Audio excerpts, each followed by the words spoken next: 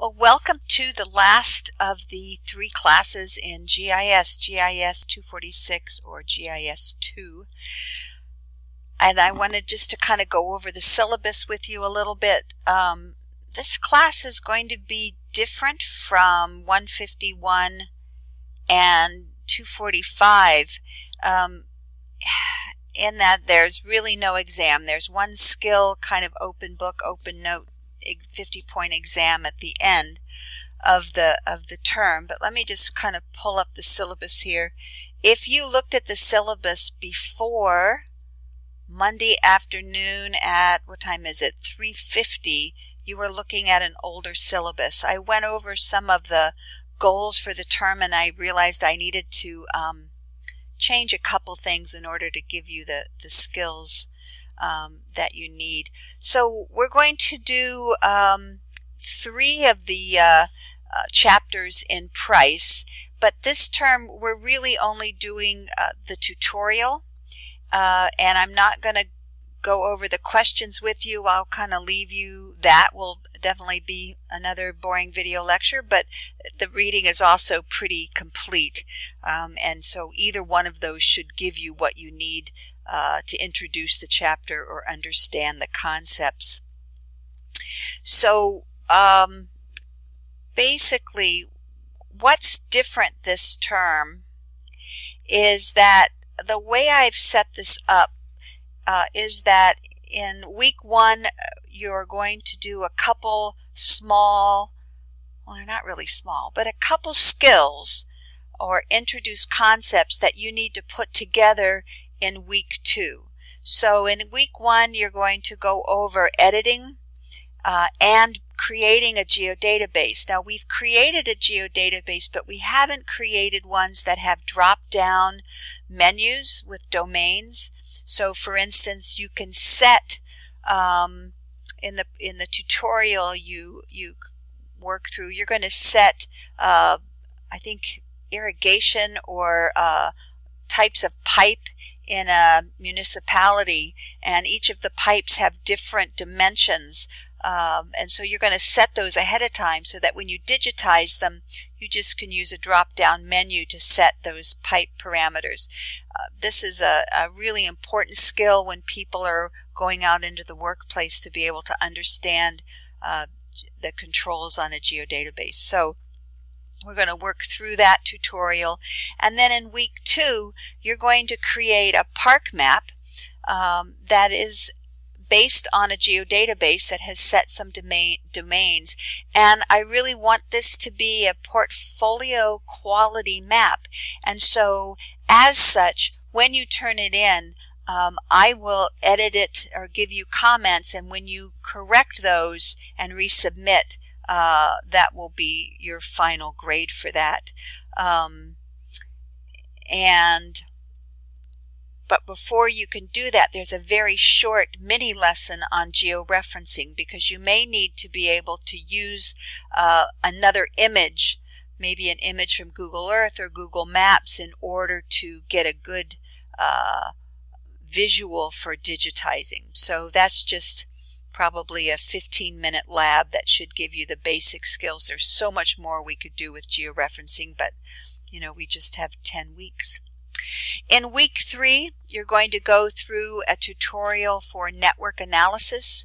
This is a tutorial that works through looking at road pathways and determining how long it would take, no longer as the crow flies, but as you move across the landscape following roads based on the speed posted for each road segment.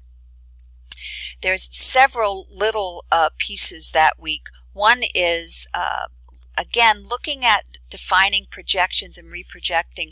Last term we continued to have difficulties with people bringing in XY events, and their points would end up in the ocean or end up in Texas, and they were supposed to end up in Oregon. When that happens, that is always a projection problem. So I'm going to give you just a little tutorial on what do you do when you get data that doesn't line up, or how do you determine what the projection is, and what's the difference between defining a projection in ARC catalog as opposed to reprojecting. So you're going to go through that. That should not take you very long, but sometimes that surprises me. And then I'm going to have you go on to the U of O website and download a road file that does not have a projection. The good news is the website tells you what the projection is, and you have to set that. And you're going to create a road network and do a small analysis. So taking that network analysis, then creating your own roads that will set up to run an analysis.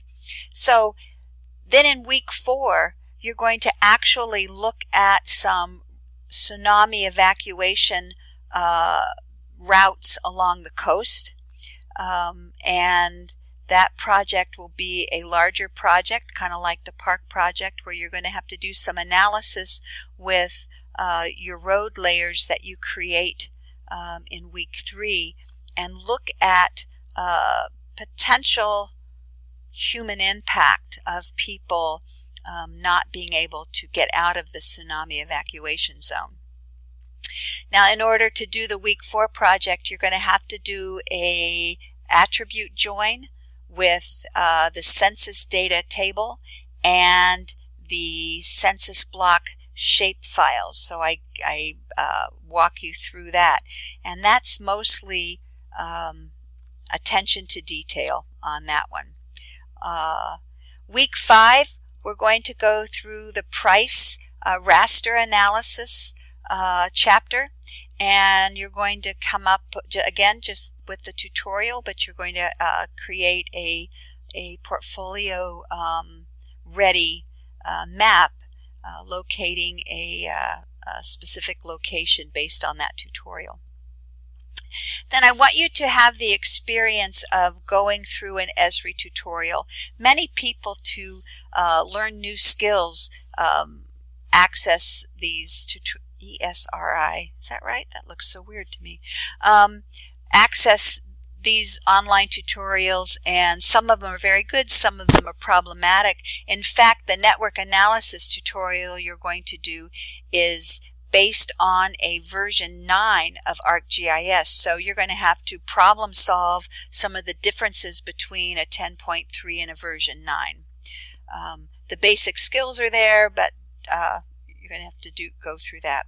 Week 6, we're going to look at remote sensing, and I may switch 6 and 7 actually.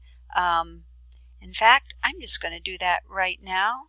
I'm going to make week 6 working with LiDAR data, and we're going to put that there, because LiDAR data is a lot like raster data, only it's much more detailed. So we're going to work through these 2 raster tutorials, and then you're going to do a LiDAR tutorial, and then we'll work through a little bit of remote sensing. Again, we don't have a lot of time, but I'm going to have you make a portfolio map of different types of band combinations for remote sensing. You'll learn a lot more about that. We're going to have a final project that's worth 100 points, and that will be your 4th portfolio piece. This will be a poster size, and that will be due finals week. If you give me the poster on Wednesday, I can get those printed again as we did for the midterm.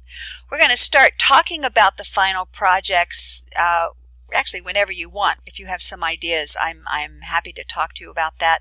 I'll have more information for you in week 3. One of the things I would like to do is to between now and week 3, oh my God, how's that going to happen? Find some real-world projects that you could do. I was out hiking at Mount Pisgah and noticed that Nature Conservancy had done an awful lot of restoration, and the ponds have changed, and I was thinking that might be really a great project to develop a geodatabase for that. When we look at the park maps, we had some students a couple years ago do some maps for the BLM and the Forest Service as a final project, or you may come up with your own data. In the past, I have had students do a very detailed tsunami evacuation project, and so that's still an option. And if you, so there'll be a lot of things out there that you could pick from that will use many of the skills that we're practicing over the next few weeks. I want just to get people to be thinking about the cartography again. One of the things I know with your final maps, we really should have had peer editing on that, and so I would like a chance to maybe have people look at some maps and give comments back, and that's still kind of in the works, trying to think about how we want to do that. Week 9, I will open up the problem solving. This will be kind of a take-home skill that you'll need to work on, and then I may have you also go through one of the Esri pre-tests that they do for beginning technician level work. And then week 10, work on projects again. So we'll have you'll have about 3 weeks to really work on these projects, and that may not be enough. The remote sensing should really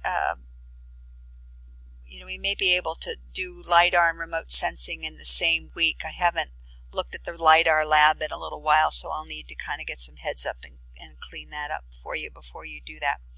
So there is so much we could cover, and we only have 10 weeks, and it's really disjointed as it is. If you have something in your life that you really wanted to work on, I know I had a lot of students in the past who wanted to work on Python. We could do that as one of your final presentations. There are, or your final projects. There are many Python modules in Esri that you could work through and do a presentation about that.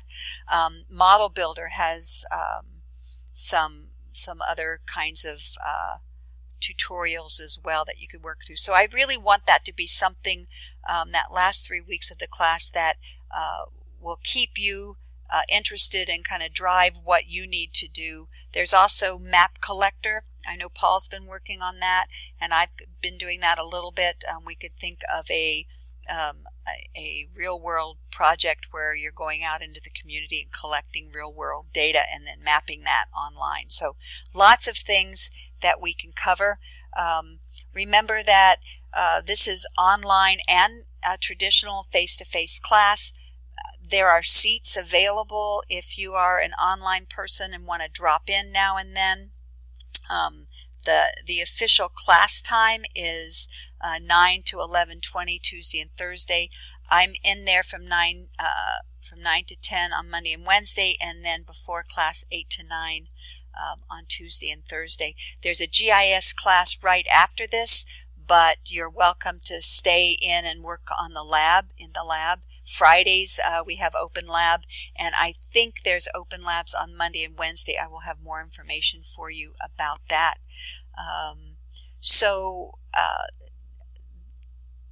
This is kind of meant to be an evolving class. I may end up jettisoning.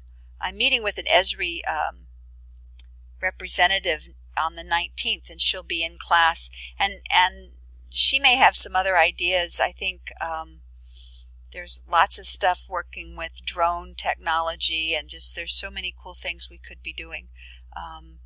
But I'm just kind of hitting the tops of many of these different skills. So hopefully it will go fast enough that you don't get bored, and slow enough that you can get it all done. So I look forward to working with you, and don't hesitate to drop into class.